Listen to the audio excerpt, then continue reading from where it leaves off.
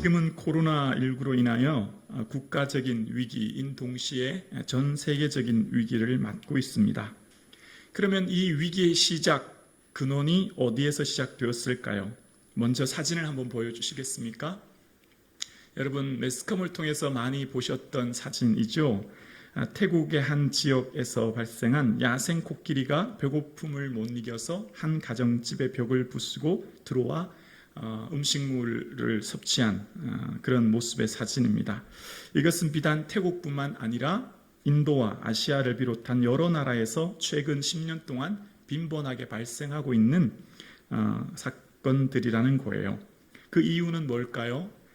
인간이 거주지의 기반 시설을 점점 확충함에 야생동물이 살아야 될 서식지가 갈수록 줄어들고 있는 상황이 되었고요. 그래서 그 코끼리는 자기네 서식지가 침범받고 더 이상 그곳에서 먹을 것을 구하지 못해서 이제 인간이 사는 곳까지 내려오게 되었다는 기사의 얘기죠. 그러니까 야생 코끼리의 서식지가 파괴되는 무분별한 개발이 문제였다는 거예요. 그러니까 지금 이 사진의 모습을 보면 정말 인간의 탐욕 때문에 야생동물과 피조물이 고통당하고 있음을 보게 되어요. 뿐만 아니라 여러분, 코로나19의 시작은 중국 후베이성 우한입니다. 중국 우한에서 시작하여 급속도로 퍼진 신종 코로나 바이러스의 숙주는 많은 과학자들은 박쥐라고 이야기합니다. 그 박쥐에서 시작된 바이러스가 중간 숙주를 거쳐서 사람에게 전파되어서 오늘날 많은 사람들에게 고통을 안겨주었다는 거예요. 2003년 창궐한 사스의 중간 숙주는 사양 고양이였고 2015년 메르스에 나타난 이 바이러스는 낙타를 거쳐 중간 숙주인 낙타를 거쳐 사람에게 전파 감염되었습니다. 이번 2019년 중국 우한에서 발생한 코로나 바이러스는 천상갑이라고 하는 중간 숙주, 그러니까 개미를 잡아먹는 비닐 동물인데 그 천상갑이라고 하는 중간 숙주를 통해 사람에게 감염되었다는 거예요. 천상갑은 멸종 위기의 동물이지만 밀수를 통해 중국에 들어와 많이 유통되었고 그 비늘은 약재로 쓰이기 시작되었다는 것입니다. 그러니까 엄밀히 보면 코로나19의 근본적인 원인은 감염병이 생겨진 근본적인 이유는 그 핵심에는 인간의 탐욕이 들어져 있다는 거예요. 자, 그래서 코로나19의 해결책을 성경적인 관점, 하나님 말씀의 관점으로 다시 한번 재해석하고 그 해결책을 찾아보려 합니다. 문제의 원인을 정확하게 알아야만 해결 방법을 찾을 수 있듯이 전염병의 원인은 먼저 이 전염병이 생기는 것은 인간의 탐욕이라는 것이죠. 그러니까 이 감염병이 생긴 것은 어쩌다가 우연히 생긴 게 아니라는 거예요. 오늘 보면 읽었던 역대하 7장의 말씀은 솔로몬이 성전을 건축한 이후 하나님이 밤에 나타나셔서 솔로몬 성전을 하나님께서는 택하여서 그곳을 예배하는 장소로 삼으시겠다 말씀하시면서 역대하 7장 13절에 뭐라고 하셨냐면 내가 하늘을 닫고 비를 내리지 아니하거나, 그러니까 가뭄을 상황을 말하는 거죠. 혹 메뚜기들에게 토산을 먹게 하거나 병충해 상황을 말하는 거예요. 전염병이 내 백성 가운데 유행하게 할 때에 바로 오늘날 말하는 전염병, 감염병을 말하는 것입니다. 자, 그러니까 13절의 핵심 주어는 내가라는 거예요. 내가로 시작하는 거예요. 그러니까 지금 이 가뭄, 병충해, 전염병이 유행하게 되는 것은 다 우연히 어쩌다가 생긴 게 아니라 내가, 즉 하나님이, 역사의 주관자 되신 하나님이 그것을 통해 하시고자 하는 말씀이 있다는 거죠. 문제의 원인은 우연이 아니라 하나님께서 그렇게 하게 하셨다는 거예요. 하나님께서, 즉 내가 이 땅에 가뭄과 병충해와 전염병이 생기게 하셨다는 것입니다. 즉 원인은, 시작은 하나님이 그렇게 하게 하셨으니 간단한 방법을 알고 있죠. 해결책도 하나님이 해결하시는 거예요. 원인이 하나님으로부터 시작되었으니 하나님만이 이 문제를 해결할 수 있음을 믿는 것, 그것이 바로 오늘 성경의 관점인 것입니다. 그러면 그 가뭄, 병충해, 감염병이 하나님이 일으키셨는데 왜 그렇게 하셨을까요? 우리를 고통스럽게 하시는 이유가 뭘까요?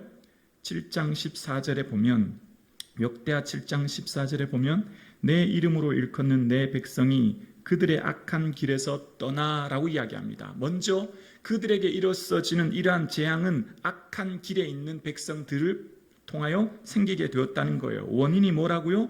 그들의 있는 삶의 자리가 악한 길을 향해 가고 있었다는 거예요.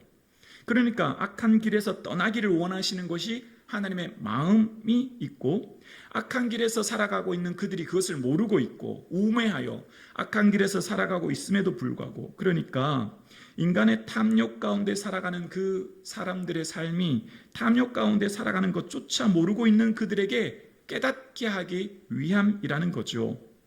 인간의 탐욕으로 인하여 동물들의 서식지가 파괴되고 환경이 오염되는 이러한 모든 문제들도 우리의 근본적인 악한 길에 있으므로 피조물들이 고통을 당하고 있는 것입니다. 자, 그래서 해답을 먼저 볼까요? 하나님께서 내가라고 시작했던 역사의 주관자 되신 하나님께서 하나님만이 그것을 해결할 수 있음을 역대하 7장 14절에 다시 한번 이렇게 말씀하시죠. 내가 하늘에서 듣고 그들의 죄를 사하고, 마지막 구절이요, 그들의 땅을 고칠지라. 그 땅을 고치시는 분은 오직 하나님이시라는 거예요. 땅은 뭘까요? 우리 사람들의 살아가는 삶의 터전, 농경과 목축 문화의 모든 의식주의의 삶을 이루는 근간을 말하는 거예요. 그러니까 땅을 잃으면 다 잃어버리는 거죠. 가뭄과 병충해로 땅이 고통받으면 그 땅에 살고 있는 사람들이 고통하며 신음하게 되는 것입니다. 그러니까 땅은 왜 이렇게 어려움을 당하게 되었을까요? 그것은 바로 땅에 저주받게 된 이유는 최초의 사람인 아담의 범죄함 때문입니다. 창세기 3장 17절에 보면 아담에게 이르시되 내가 내 아내의 말을 듣고 내가 내게 먹지 말라 한 나무의 열매를 먹었은즉, 함께 고백할까요? 땅은 너로 말미암아 저주를 받고. 네, 여기까지입니다. 땅은 누구 때문에 저주받았어요? 아담 때문에. 아담의 범죄함으로 모든 피조물들이 이 땅이 저주를 받아 가시덤불과 엉겅퀴를 낼 수밖에 없게 되었습니다. 원래 땅은 하나님이 창세기 1장 10절에 보면 빛과 궁창과 땅과 바다를 지으실 때 하나님 보시기에 좋았더라라고 했습니다. 각종 실과를 마음껏 냈던 땅입니다. 원래 땅은 하나님 보시기에 좋은 곳이었지만 아담의 범죄함으로 말미암아 땅이 저주를 받게 된 거예요. 그러니까 이 땅에 일어난 모든 재앙의 근원은 인간의 탐욕, 즉 죄로부터 시작되었음을 우리는 말씀을 통해 보아야 합니다. 내가 먹지 말라 한 나무의 실과를 먹었은즉 땅은 너로 말미암아 저주를 받고 라고 말씀하세요. 죄는 모든 것을 파괴합니다. 죄는 하나님께서 창조한 모든 공동체와 피조물을 파괴하죠. 하나님과 우리 사이의 관계를 파괴하고 나와 이웃 관계를 파괴하는 마치 핵무기와 같은 것이 죄라고 생각하시면 돼요. 자, 그러면 이제 원인을 알게 되었습니다. 이 땅의 피조물들이 신음하며 고통받고 있는 감염병의 원인을 알게 되었습니다. 그러면 어떻게 원인을 해결할 수 있을까요? 그 해결하는 문제를 푸는 열쇠가 뭘까요? 그것은 바로 하나님의 얼굴을 구하는 거예요. 역대하 7장 14절에 보면 내 이름으로 일컫는 내 백성이 그들의 악한 길에서 떠나 스스로 낮추고 기도하여 내 얼굴을 찾으면 이라고 말씀하세요. 이 땅의 가뭄, 병충해, 전염병의 일반적인 해결책을 한번 생각해 보세요. 가뭄은 기상학자들을 찾아가 해결책을 물으면 되고요. 병충해는 공충학자나 식물학자를 찾아가면 해결책을 찾을 수 있고, 전염병은 의료계 전문가를 찾아가면 해결책을 찾을 수 있습니다. 과학적이고 합리적인 방법과 해결책이에요. 그런데 성경이 말하는 해결책은 조금 달라요. 성경이 말하는 해결책은 사람이 말하는 해결책과 매우 차이가 있습니다. 바로 하나님을 찾아야만 풀린다는 거예요. 이 땅의 문제는 하늘에서 풀리고 사람의 문제는 하나님이 풀어주셔야만 해결되고 풀린다는 겁니다. 이 말을 들으면 예수 믿지 않은 사람들은 아마 비웃을 것입니다.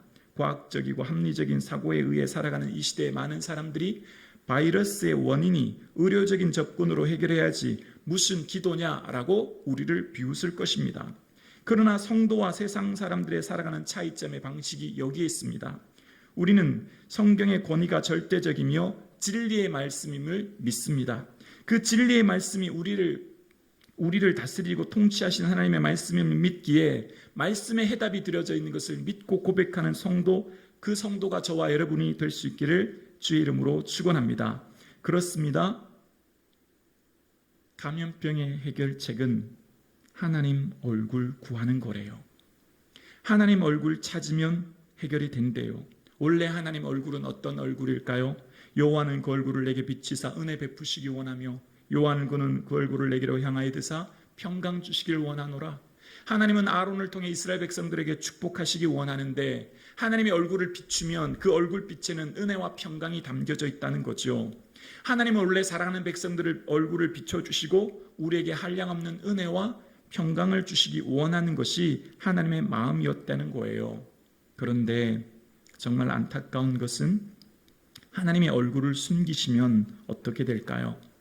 신명기 31장 17절에 보면 내가 그들에게 진노하여 그들을 버리며 내 얼굴을 숨겨 그들에게 보이지 않게 할 것인즉 내 얼굴을 숨겨 그들에게 보이지 않게 할 것인즉 하나님의 얼굴을 숨기면 나타나는 현상이에요.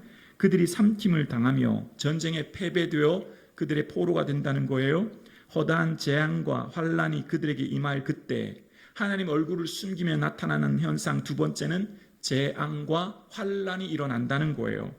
그래서 어떻게 될까요? 그들이 말하기를 이 재앙이 우리에게 내림은 우리 하나님이 우리를 가운데 계시지 않은 까닭이 아니냐 할 것이라. 사람들의 심령에 공허함이 생길 뿐만 아니라 우리는 버림받았다 고백하는 일이 일어난다는 거예요. 하나님의 얼굴을 숨기시면 이 땅에 재앙과 환란이 생길 뿐만 아니라 많은 사람들이 하나님이 우리 민족을 버리셨다 생각하는 일이 발생한다는 거예요. 그러면 왜 그런 일이 발생할까요? 왜 하나님의 얼굴을 숨기실까요? 신명기 31장 18절에 보면 또 그들이 돌이켜 다른 신들을 따르는 모든 악행으로 말미암아 뭐라고요? 다른 신들을 따르는 모든 악행이 원인입니다. 다른 신들을 따르는 즉 우상 숭배를 하는 악행이 할 때 내가 그때 반드시 내 얼굴을 숨기리라 말씀하십니다. 하나님의 얼굴을 숨기셨다는 것은 전적으로 인간에게 원인이 있고 그 인간의 마음의 탐욕이 하나님도 섬기지만 우상도 섬김으로 내 이익의 극대화를 생각하는 인간의 탐욕과 죄악이 원인이라는 거예요. 그러면 하나님의 얼굴을 숨기면 어떻게 될까요? 하나님께서 얼굴을 숨기면 나타나는 것이 시편에 여러 번 등장하는데요.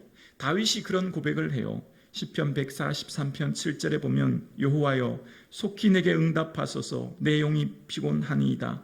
주의 얼굴을 내게서 숨기지 마소서 내가 무덤에 내려가는 자 같을까? 뭐 한다고요? 두려워하나이다. 하나님의 얼굴을 숨기시면 인간의 마음에 나타나는 현상은 두려움입니다. 오늘날 코로나19로 인하여 온 인류가 두려움에 휩싸여 있습니다. 사람을 만나는 것이 두려워요. 하루하루 살아가는 것이 두려워요. 목숨을 잃을까 봐 두렵고 내 생명을, 내 삶의 모든 일들이 두려움이 가득 찬 세상이 되었습니다. 왜 두렵게 되었다고요? 하나님이 얼굴을 숨기셨기 때문이에요.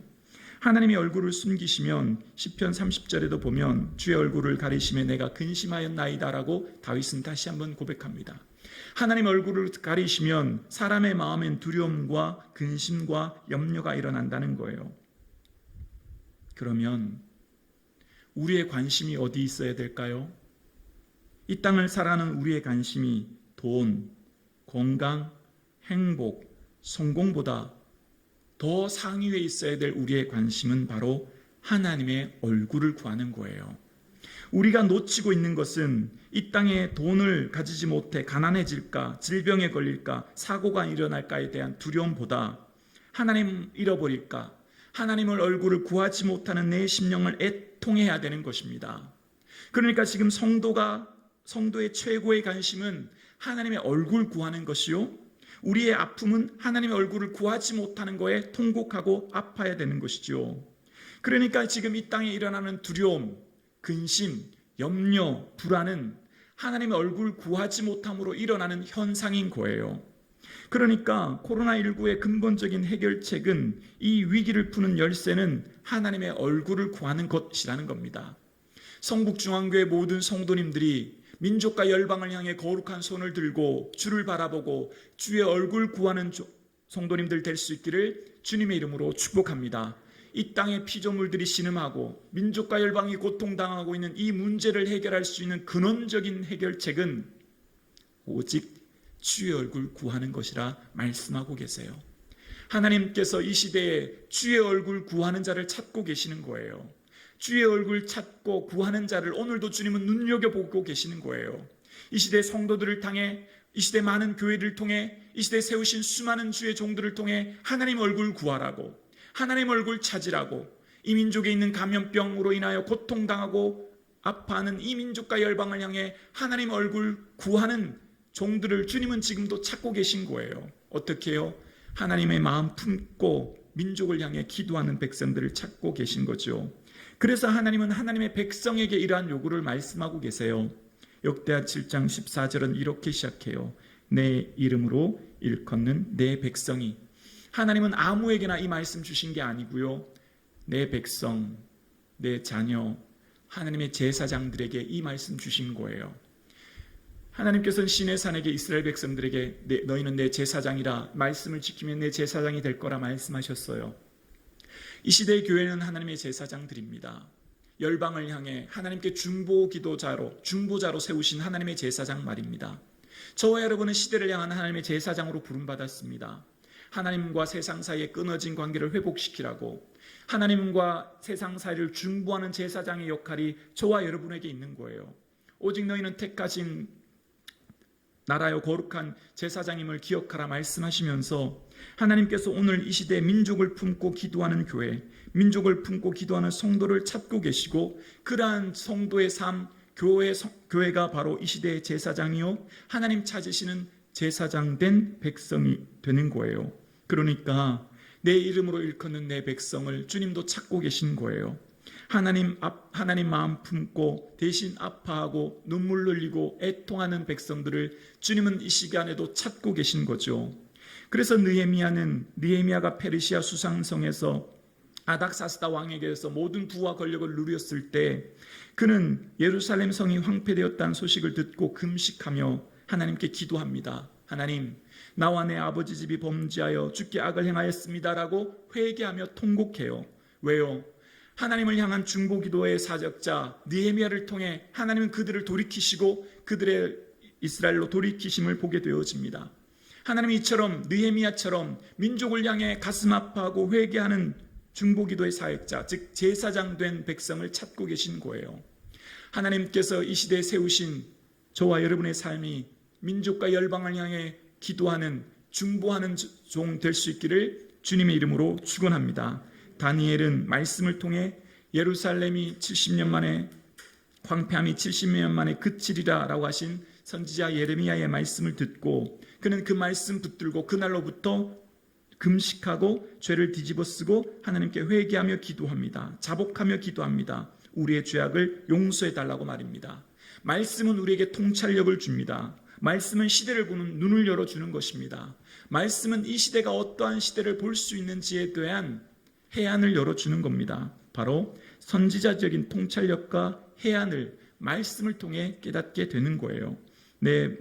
주의 말씀은 내 발의 등이요 내 길의 빛이니이다 라고 하는 말씀처럼 말씀이 우리 길을 비춰주고 시대를 보는 눈을 열어주는 것입니다. 시대를 분별하게 하고, 그래서 우리가 지금 어떠한 상황과 삶 가운데 살고 있는지를 보게 합니다. 그래서 하나님의 말씀의 가치와 위배되는 것이 있다면 우리의 인생의 궤대를 끊임없이 수정하게 하므로, 우리의 나침판이 정북을 가르치듯이 우리의 믿음이 저 천국을 향해 가르치며 가게 할 때 혹 내 삶에 바꿔야 할 인생의 궤도가 무엇인지 보게 하는 것, 그것이 바로 말씀입니다. 말씀은 선지적인 통찰로 나와 이 시대를 보게 하시고 하나님과 민족과 열방을 향한 하나님의 계획과 뜻이 무엇인지를 보게 하는 겁니다. 뿐만 아니라 말씀은 제사장적 사명을 품게 하십니다. 어떻게 하나님을 예배해야 할지, 어떻게 하나님을 향해 중보 기도해야 될지를 보게 합니다. 돈과 명예와 성공을 예배하는 이 시대에 하나님을 예배하는 예배자로 우리를 부르시고, 그 제사장적 사명을 통해 우리와 우리 민족을 향해 시대를 품고 아파하는 하나님의 제사장 나라로, 제사장 백성으로, 제사장 성도로 저와 여러분을 지금 부르고 계신 줄로 믿습니다. 그러므로 우리가 정말 두려워해야 될 것은 기도하지 않아도 답답하지 않은 것이 문제이고요, 말씀 묵상하지 않아도 영적인 배고픔을 느끼지 못하는 것이 문제이고요. 하나님 얼굴 구하지 않음에도 불구하고 내가 잘 살고 있다고 생각하는 것 그 자체가 큰 문제인 것입니다. 이 민족이 사는 길은 민족을 품고 기도하는 기도의 용사들을 일으켜 세워주셔서 그를 통해 민족과 열방을 통해 기도하게 하시는 거예요. 교회가 크고 작음은 성도의 숫자에 있는 것이 아니라 기도하는 성도에 달려져 있는 것입니다. 기도하는 성도가 민족을 살리며 기도하는 성도가 교회를 살리며 기도하는 성도가 가정을 살리는 것입니다. 기도하는 성도가 민족의 위기가 무엇임을 알고 하나님의 마음을 품게 하시는 것입니다. 기도를 쉬면 시험에 들게 됩니다. 시험에 들지 않고 깨어있어 기도하라. 마음은 원이로되 육신이 약하다. 예수님 말씀하셨어요. 기도를 쉬면 우리의 삶 가운데 시험에 빠지게 되고 영적인 슬럼프와 탄식과 공고함과 두려움과 염려로 하나님의 얼굴을 더 이상 보지 못하는 어리석음에 빠지게 되어요. 그러므로 지금은 깨어 구하며 기도할 때입니다. 시대가 어두워지고 혼탁해지는 이 시대에 코로나19라고 하는 두려움이 온 세상과 열방을 감싸는 이 시대에 생명의 위협을 잃어버릴까 두려워한 이 시대에 오히려 정말 우리가 두려워해야 될 것은 믿음을 잃어버릴까, 천국을 잃어버릴까, 예배의 소중함을 잃어버릴까, 기도의 중요성을 잃어버릴까라고 하는 두려움이 우리에게 있어야 합니다. 우리 교회가 민족을 품고 주의 얼굴 구하며 기도하는 교회 될 수 있기를 주의 이름으로 축복합니다. 주여 기도의 용사를 일으켜 주옵소서. 주여 우리를 통해 민족을 향해 기도하게 하옵소서. 이것이 저와 여러분의 기도 제목 될 수 있기를 주의 이름으로 축원합니다. 그렇습니다. 기도의 용사를 일으켜 세워 주옵소서. 이것이 저와 여러분의 기도 제목이 되어 주님 내가 민족을 향해 기도하는 기도의 용사가 되겠습니다. 천국 소망을 품고 이 땅 썩어져가는 것들에 내 소망 두지 않고 죽어가는 영혼 살리며 아파하고 신음하며 고통당하는 이 열방을 향해 하나님의 생명의 말씀 전파하며 예수 그리스도의 생명을 전파하는 기도의 용사가 되겠습니다. 다짐하며 나아가는 저와 여러분 되실 수 있기를 주님의 이름으로 축원합니다. 그렇습니다. 하나님께서는 이 시대를 주의 얼굴 구하며 중보 기도하는 기도의 용사들을 지금도 찾고 계십니다. 나와 내 가족, 내 자신만의 관심을 가지고 있고 타인의 아픔, 민족의 아픔에 관하여 관심이 없는 이 시대에 주의 마음 품고 함께 기도하는 저와 여러분 되실 수 있기를 주님의 이름으로 축복합니다. 여기까지가 첫 번째 설교고요. 이제 두 번째 설교를 시작하려고 합니다. 두 번째 설교는 본문이 먼저 여호수아 18장의 본문의 내용입니다. 여호수아 18장의 내용은 내부의 갈등으로 인한 위기가 발생하였습니다. 에브라임과 므낫세가 많은 기업을 받고 더 넓은 땅을 달라고 불평함으로 나머지 7개 지파는 주신 땅을 점령하러 가기를 지체하는 상황이 되었습니다. 분명 이것은 내부의 갈등으로 폭발된 위기 상황입니다. 요셉 자손은 백성들에게 비전과 약속을 붙들고 나아가게 소망을 주어야 될 지파임에도 불평과 원망으로 공동체 전체의 위기를 만들게 되었습니다. 그들은 하나님 주신 약속보다 현실에 더 큰 관심을 두었기 때문이에요. 우리도 이 땅을 살다 보면 천국이라고 하는 하나님 나라를 바라보지만 그럼에도 불구하고 이 땅의 현실에 더 큰 의미와 가치를 두고 하나님 사랑과 하나님 은혜를 이 땅의 것들로만 평가하고 생각함으로 우리 마음이 낙심될 때가 있음을 보게 됩니다. 현실만 바라볼 때 그런 일이 생기는 거죠. 현실만 바라볼 때 은혜와 약속과 축복의 가치를 이 땅의 것으로만 생각할 때 우리의 믿음이 약해지는 거예요. 그럴 때 여호수아가 한 결단이 바로 여호수아 18장 1절에 나옵니다. 여호수아 18장 1절에 보면 이스라엘 자손의 온 회중이 실로에 모여 함께요 거기에 회막을 세웠으며 그 땅은 그들 앞에서 돌아와 정복되었더라. 이스라엘 백성들의 군사의 본거지, 본부는 길갈이었습니다. 그들은 지금까지 길갈에서 가나안 정탐의 점령의 진지를 구축하여 지금까지 오게 되었습니다. 그런데 이제 그 길갈에서 실로로 예배 중심지를 만들어 옮기게 되어집니다. 그들의 삶의 중요한 장소를 이제 이동하는 것입니다. 하나님께 더 가까이 나가기 위해 회복과 승리의 상징이던 길가를 떠나기로 결단합니다. 그리고 하나님만 의지하고 온전히 예배하기로 실로에 새롭게 회막을 세웁니다. 회막이라고 하는 히브리어는 오헬 모헤드인데 만남의 장소라고 하는 뜻이에요. 즉 회막에서 하나님을 만나겠다는 거예요. 실로에서 하나님을 온전히 만나 주님이 원하시는 뜻, 그 마음을 깨닫겠다는 거예요. 지금이 무슨 상황이죠? 내부의 갈등으로 인하여 어려움 당하고 있는 상황이에요. 그래서 그들은 여호수아 18장 8절에 보면 내가 여기 실로의 여호와 앞에서 너희를 위하여 제비를 뽑으리라 라고 마지막 9절에 이야기합니다. 실로가 왜 여호와의 앞일까요? 그곳은 바로 회막이 있기 때문입니다. 만남의 장소가 바로 회막이었고 출애굽기 25장 22절에도 보면 거기서 내가 너와 만나고 라고 이야기합니다. 회막은 하나님을 만나는 임재의 장소인 거죠. 그러니까 하나님을 만나야 이스라엘 백성들의 마음을 돌이키게 되고 하나님을 만나야 그들의 인생의 목적이 무엇임을 알게 되고 하나님을 만나야 그들의 문제가 무엇인지를 알 수 있기 때문에 회막에서 그들은 다시금 하나님을 만나게 온 백성들을 불러 모읍니다. 아직 지역적인 전쟁이 덜 끝난 상황임에도 불구하고 더 중요한 것이 회막 앞에 나가 하나님 만나야만 되는 중요성을 여호수아는 잘 알고 있었기 때문이에요. 그래서 회막에서 하나님을 만나 하나님의 뜻, 하나님 마음을 헤아리게 되는 것입니다. 인생의 모든 궤도를 수정하고 인생의 궤도가 올바른 방향으로 가는지를 알 수 있는 방법은 회막에서 주를 만나는 것, 즉 성전에서 주를 끊임없이 만나야 합니다. 성전에서 주를 만나야만 내 인생의 길이 잘 가고 있는지, 지금 현재 내게 원하신 하나님의 마음이 뭔지를 알게 되어요. 이스라엘의 내분의 위기와 갈등을 해결할 수 있는 유일한 방법이 회막에서 주님을 만나는 것이래요. 문제를 푸는 열쇠, 공동체의 분열의 열쇠는 회막에서 예배함으로 모든 열쇠가 풀리는 것입니다. 예배 드릴 때만 인간의 모든 갈등과 문제와 위기가 해결되는 것입니다. 예배 드릴 때만, 예배를 통해 하나님을 온전히 만날 때에만 이 문제가 해결되는 거예요. 여호수아는 그 비결을 알고 있었습니다. 그래서 우리에게는 하나님을 만나는 임재의 장소인 예배당에 나와 예배드리는 것이 또한 중요합니다. 실로에서 하나님 여호와 앞에 예배했던 이스라엘 백성들처럼 하나님을 예배함이 우리에게 얼마나 중요한지 모릅니다. 예배는 물리적인 장소인 예배당이라고 하는 이 건물도 있지만 두 번째는 삶의 자리인 예배도 있습니다.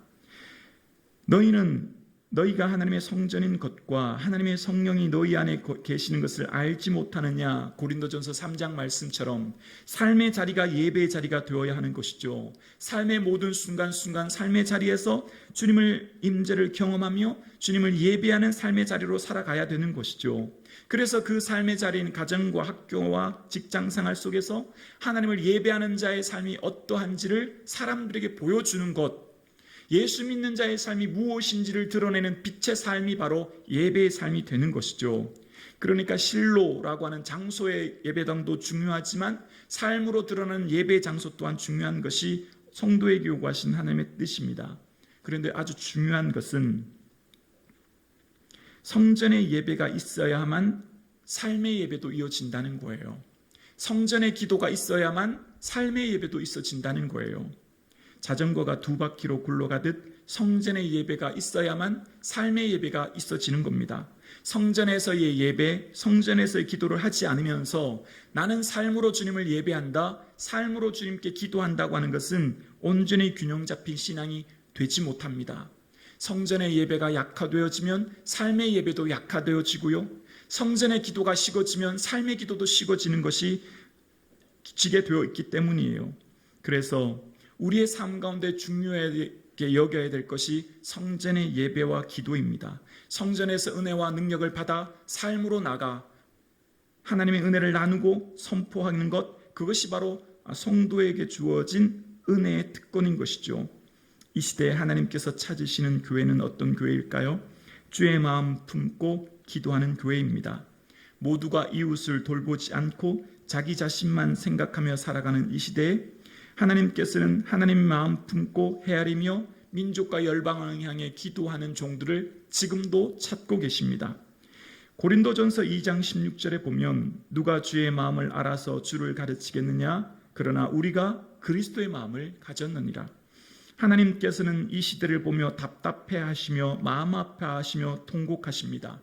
하나님의 얼굴을 구하지 않기 때문에 통곡하시며 이 시대의 교회가 죽어가는 영혼들을 살려야 함에도 불구하고 교회는 교회 자신만을 생각하기에 통곡하며 아파하십니다.